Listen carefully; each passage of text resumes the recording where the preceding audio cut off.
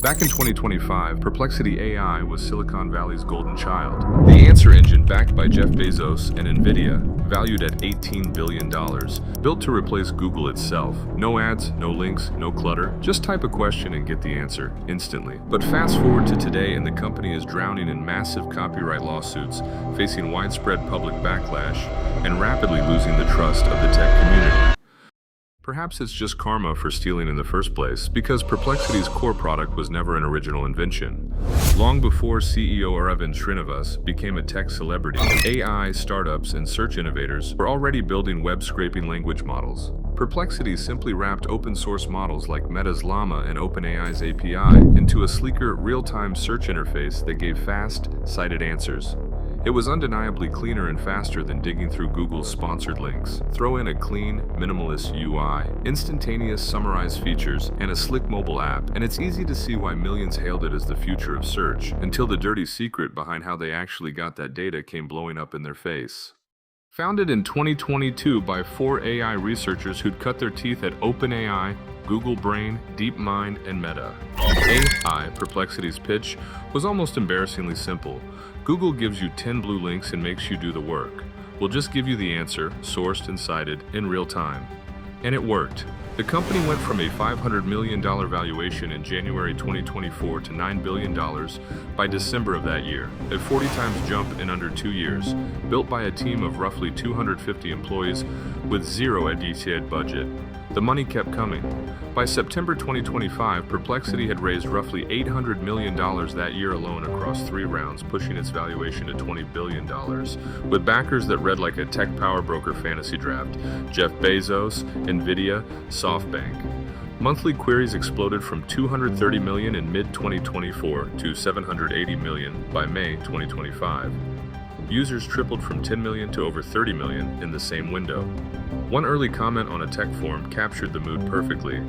Finally, something that doesn't make me scroll past 4 ads and a Reddit thread just to find out what temperature to bake chicken at. This is what search should have been the whole time. But the ambition curdled fast. In August 2025, Perplexity tried to buy Google's Chrome browser outright for $34.5 billion, an offer bigger than the entire company's own valuation at the time, a bid most industry watchers read less as a real acquisition plan and more as a flex. And underneath the funding headlines, a smaller, uglier story was already brewing. Allegations that the answer engine wasn't just summarizing the internet, it was lifting it. By late 2025, Perplexity had launched Comet, its own AI-powered web browser and an assistant that could shop, book, and act on a user's behalf. The pitch shifted from ask a question to let the AI do it for you. Reviewers were split. Some loved the convenience, others were alarmed by how much access it demanded. Then came the security. A joint report from Brave and Guardio found that Comet would walk straight into an obvious phishing site and prompt the user for their banking credentials without so much as a warning. A comment thread on the story summed up the reaction. So it'll happily autofill your bank login into a scam page, but won't just give me a straight answer without 3 follow-up questions. Around the same time, plagiarism detection company CopyLeaks quietly dropped a report that would matter a lot more later. Testing Perplexity's handling of paywalled content, it found one summary paraphrased 48% of a Forbes article, while another contained both direct plagiarism and heavy paraphrasing. Perplexity brushed it off as an edge case. It wasn't. Then Perplexity picked a fight with the one company that could actually hurt it: Amazon. Amazon says it warned Perplexity at least 5 times starting in November 2024 to stop letting Comet buy things on customer accounts, then built a technical wall to block it in August 2025, only to watch Perplexity ship an update that got around it within 24 hours. Instead of identifying Comet as a bot, Perplexity had it pose as a normal Chrome browser. Amazon sent a cease and desist letter at the end of October 2025.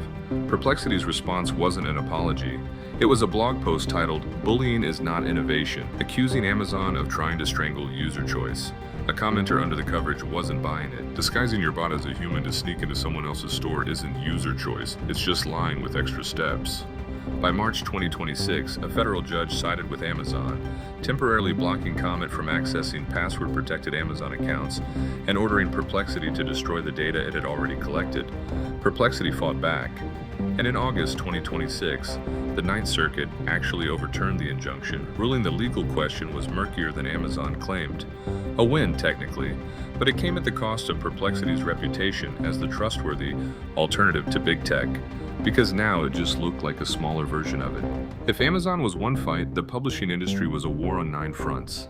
It started in October 2024 when News Corp's Wall Street Journal and New York Post sued Perplexity, accusing it of massive free riding that diverted both readers and revenue away from the outlets it was scraping. News Corp's CEO didn't hold back, calling Perplexity part of a wider content kleptocracy. Then, it snowballed. The Chicago Tribune sued in December 2025, and the New York Times followed a day later, accusing Perplexity of large-scale unlawful copying and outputs identical or substantially similar to its journalism.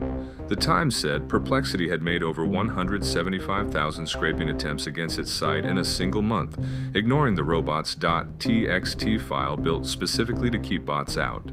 CNN joined in May 2026, with a spokesperson stating plainly that a company valued at tens of billions shouldn't get to steal from the outlets that create the content it profits from. Overseas, Japan's Nikkei and Asahi Shimbun filed their own suits, each seeking roughly $15 million in damages, alleging Perplexity ignored site blocking code and had been doing it since mid-2024. And then, the twist nobody could have scripted better. Encyclopedia Britannica and Merriam-Webster sued too, alleging Perplexity's answers were virtually identical to the dictionary's own definitions, including, allegedly, its entry for the word plagiarize. A comment under a video breaking down the lawsuit pileup went viral for a reason. An AI company got sued by the dictionary for copying the definition of stealing. I need everyone to sit with that for a second. Through it all, Perplexity's PR line barely changed. Head of Communications Jesse Dwyer told reporters that publishers have been suing new tech companies for 100 years, and it's never worked. Meanwhile, the company called the lawsuits adversarial and insisted media and AI should be working together to offer people amazing new tools, even as it kept striking smaller revenue share deals with outlets like Time, Fortune, and Der Spiegel, deals critics said existed mainly to make the bigger lawsuits look like outliers rather than a pattern. Here's the part that makes this story different from most corporate downfalls. Perplexity didn't collapse.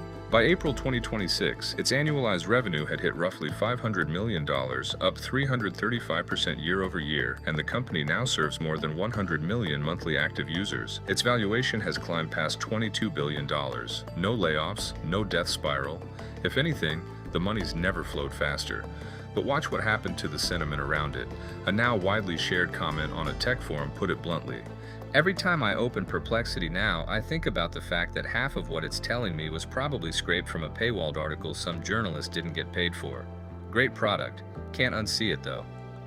That's Perplexity's real downfall. Not bankruptcy, but brand.